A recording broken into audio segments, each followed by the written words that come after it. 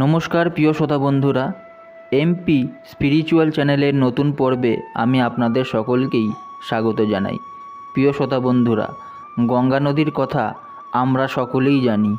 এও জানি গঙ্গা নদী হিমালয় পর্বত থেকে সৃষ্টি হয়ে সাগরে গিয়ে মিশেছে। কিন্তু এই গঙ্গা স্বর্গ থেকে মর্তে এলেন কিভাবে, সেই কাহিনী কি আপনারা কেউ জানেন? পৌরাণিক কাহিনী অনুসারে গঙ্গা নদীকে ভগীরথ নামে এক সূর্যবংশীয় রাজা স্বর্গ থেকে মর্তে এনেছিলেন। কিন্তু কে ছিলেন এই ভগীরথ? কী প্রয়োজন পড়েছিল ভগীরথের যে তিনি গঙ্গাকে স্বর্গ থেকে মর্তে অনেক তপস্যা করে আনতে গেলেন? এই বিষয়টি আজ আমি আপনাদেরকে জানাবো। ইক্ষ্বাকু বংশীয় রাজা ভগীরথ স্বর্গ থেকে পতিত পাবনী গঙ্গা দেবীকে মর্তে এনেছিলেন পূর্বপুরুষদের মুক্তি প্রদান করবার জন্য। এই মহান ইক্ষ্বাকু বংশে ভগবান শ্রীরামচন্দ্র জন্মগ্রহণ করেছিলেন। ভগীরথ ছিলেন ভগবান রামচন্দ্রের পূর্বপুরুষ। এই ইক্ষ্বাকু বংশীয় রাজা ছিলেন মহারাজ সগর। তার ছিল দুই পত্নী, নাম কেশিনী এবং সুমতি। রানী কেশিনীর গর্ভে অসমঞ্জ নামক পুত্র জন্মগ্রহণ করেছিলেন। পৌরাণিক গাথা অনুসারে সুমতির 60,000 পুত্র ছিল। এখানে অবশ্যই জেনে রাখা প্রয়োজন যে কোনো মানবীর পক্ষেই 60,000 সন্তান জন্ম দেওয়া সম্ভব নয়। হয়তো রাজার 6টি সন্তান ছিল এবং বাকিরা ছিলেন রাজার সেনাবাহিনী। রাজা হলেন প্রজার পিতা। তিনি আবার একদিক থেকে দেখতে গেলে সেনাদেরও পিতা, কারণ সেনারাও একভাবে রাজার প্রজা। তাই সব মিলিয়ে 60,000 বলা হয়েছে। এবং একটি রাজ্যে 60,000 সেনা থাকা অস্বাভাবিক কিছু নয়। একদা ইক্ষ্বাকু বংশীয় রাজা সগর অশ্বমেধ যজ্ঞের আয়োজন করেছিলেন। অশ্ব দিক বিদিক পরিক্রমা করল। 60,000 রাজপুত্র তার পেছন পেছন গিয়ে নানা রাজ্য জয় করে রাজধানীতে ফিরতে লাগলেন। এদিকে দেবরাজ ইন্দ্র এই যজ্ঞের আয়োজন দেখে ভীষণ ভয় পেয়ে গেলেন। তিনি ভাবলেন, রাজা যদি রাজচক্রবর্তী হয়ে পুরো স্বর্গটাই চেয়ে বসেন তখন কি হবে। তাই তিনি ফন্দি করে যজ্ঞের ঘোড়াটি পাতালে কপিল মুনির আশ্রমে বেঁধে রেখে এলেন। অশ্বের খোঁজে 60,000 রাজপুত্র খুঁজতে খুঁজতে কপিল মুনির আশ্রমে অশ্ব দেখতে পেয়ে মুনিকে চোর, বদমাশ, ভণ্ড বলে গালাগালি করতে লাগলেন। কপিল মুনি বললেন, না আমি চোর, না আমি ভণ্ড। কে তোমাদের এই অশ্বকে এখানে চুপিসারে বেঁধে গেছে তা আমি জানি না। এবার সগর রাজার 60,000 পুত্র একটি মারাত্মক অপরাধ করে ফেললেন। ক্রোধের বশে তারা কপিল মুনির গায়ে হাত তুলে ফেললেন। কপিল মুনি যতবারই ওনাদেরকে বলছেন এখানে কে এই অশ্ব রেখে গেছে সেটা আমি জানি না, ততই তারা রেগে গিয়ে কপিল মুনিকে বেদমভাবে প্রহার করতে লাগলেন। কপিল মুনি এইবার অত্যন্ত ক্রোধিত হয়ে রাজার 60,000 পুত্রকে অভিশাপ দিয়ে ভস্ম করে দিলেন। 60,000 রাজপুত্র পেটজনি প্রাপ্ত হয়ে মুক্তির জন্য ছটফট করতে লাগল। রাজবাড়িতে খবর গেল। রাজা অসমঞ্জের ছেলে অংশুমান গিয়ে মুনির আশ্রম থেকে অশ্ব নিয়ে এসে কোনো রকমে যজ্ঞ সম্পূর্ণ করলেন। 60,000 রাজপুত্রের আত্মার মুক্তির জন্য কুলগুরু বশিষ্ঠদেব স্বর্গ থেকে গঙ্গাকে মর্তে আনার পরামর্শ দিলেন। দেবী গঙ্গাকে মর্তে আনার জন্য তপস্যা করতে করতে রাজা সগর, অসমঞ্জ, অংশুমান, দিলীপ প্রভৃতি রাজারা মারা গেলেন। তবুও ব্রহ্মা দর্শন দিলেন না। অন্তিমে রাজা দিলীপের পুত্র ভগীরথ তপস্যা করে ব্রহ্মাকে সন্তুষ্ট করলেন। ব্রহ্মার কাছে গঙ্গাকে মর্তে আনার জন্য বর চাইলেন।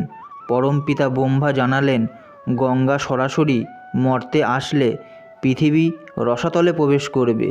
গঙ্গার প্রচণ্ড বেগ ধরিত্রী সহ্য করতে পারবেন না। হে ভগীরথ, তুমি ভগবান শিবের তপস্যা করো। তিনি আধার রূপে গঙ্গাকে ধারণ করে গঙ্গার বেগ রোধ করতে পারেন। ভগীরথ ভগবান শিবের তপস্যা করে সন্তুষ্ট করলেন দেবাদিদেব ভগবান মহাদেবকে। স্বয়ং গঙ্গা দেবী যখন স্বর্গ থেকে মর্তে প্রবাহিত হচ্ছিলেন, এই সময় গঙ্গা চেয়েছিলেন তার স্রোতে মহাদেবকে ভাসিয়ে নিয়ে যাবেন। গঙ্গার মনের কথা বুঝতে পেরে ভগবান মহাদেব তার অহংকার চূর্ণ করতে তাকে জটায় আবদ্ধ করেন। সেই দেখে ভগীরথ পড়লেন বিপদে। তিনি আবার তপস্যা শুরু করলেন মহাদেবের। মহাদেব তাতে খুশি হয়ে ওনার জটা থেকে দেবী গঙ্গাকে মুক্তি দিলেন। সেই জন্য ভগবান শিবের অপর আরেক নাম গঙ্গাধর। ভগীরথ আগে আগে যেতে লাগলেন, গঙ্গা তার পিছু পিছু। পথে এক হস্তি গঙ্গা দেবীকে কুপ্রস্তাব দিল। গঙ্গার ভীষণ স্রোতে তার প্রাণ ওষ্ঠাগত হলো। ক্ষমা চাইলে মা গঙ্গা তাকে জীবন দান করলেন। কিছু দূর গিয়েই গঙ্গা দেবীর পথে পড়ল জহ্নমুনির আশ্রম। সেখানে তিনি তপস্যায় মগ্ন ছিলেন। গঙ্গার স্রোতে তার আশ্রম পূজার সামগ্রী গেল জলে ভেসে। অমনি তিনি রেগে গিয়ে সমস্ত গঙ্গার জলকে পান করে ফেললেন। এই দেখে ভগীরথ আবার পড়লেন চিন্তায়। তিনি মুনিকে সাধ্য সাধনা করলেন। মুনিও তার কথায় খুশি হয়ে নিজের জানু চিরে গঙ্গাকে মুক্ত করে দিলেন। এর জন্যই গঙ্গার আরেক নাম জাহ্নবী। অন্তিমে কপিল মুনির আশ্রমের কাছে গঙ্গা দেবী এসে 60,000 রাজপুত্রের অস্থি ভাসিয়ে দিলেন। গঙ্গার পবিত্র স্পর্শে 60,000 প্রেতাত্মার সদ্গতি হলো। সেখানেই তিনি সাগরে বিলীন হলেন। গঙ্গাকে ভগীরথ এনেছিলেন, তাই গঙ্গার অপর এক নাম ভাগীরথী। ভৌগোলিক তথ্য অনুসারে গঙ্গার উৎপত্তি গোমুখের সিংহ থেকে। আকাশ থেকে পতিত মেঘের জল এবং তুষারগলিত জল একত্রিত হয়ে গঙ্গা নদীর সৃষ্টি। গঙ্গা যেখানে অলকানন্দার সহিত মিলিত হয়েছেন সেই স্থানের নাম দেবপ্রয়াগ। যেখানে যমুনা এবং গঙ্গা সরস্বতীর সাথে মিলিত হয়েছে সেই স্থানের নাম প্রয়াগ বা ত্রিবেণী সঙ্গম। গঙ্গার সহিত গোমতী, ঘরঘরা, সোন, বরুণা, অসি, গণ্ডকী, কুশি, রূপনারায়ণ ইত্যাদি বহু নদ নদী মিলিত হয়েছে। ভগীরথ কিন্তু কেবল নিজ পূর্বপুরুষদের মুক্তির কথাই ভাবেননি, প্রজা কল্যাণের জন্য তথা পূর্বপুরুষদের মুক্তির জন্য ইক্ষ্বাকু বংশীয় সগর, অসমঞ্জ, অংশুমান, দিলীপ রাজারা ভোগবিলাস ত্যাগ করে তপস্যা করতে করতেই পান ত্যাগ করেছিলেন। এমনই মহান বংশ ইক্ষ্বাকু রাজবংশ। অন্তিমে ভগীরথ কাজটি সম্পূর্ণ করেছিলেন। এই বংশের রাজারা প্রতিজ্ঞার জন্য, প্রজা কল্যাণের জন্য নিজের সুখ স্বাচ্ছন্দ্য বিসর্জন দিতেও পিছুপা হতেন না।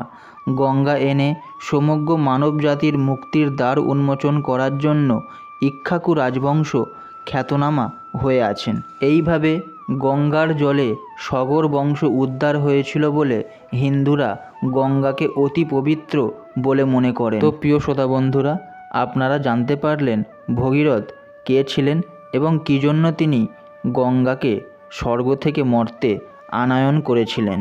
আশা করছি এই বিষয়টি আপনাদের ভালো লেগেছে। যদি এই বিষয়টি আপনাদের ভালো লেগে থাকে তাহলে ভিডিওটিতে লাইক করবেন, কমেন্ট করবেন এবং যেসব বন্ধুরা এই চ্যানেলটিতে নতুন তারা অবশ্যই এই চ্যানেলটি সাবস্ক্রাইব করে নেবেন। সুস্থ থাকবেন, ভালো থাকবেন, দেখা হবে পরবর্তী ভিডিওতে।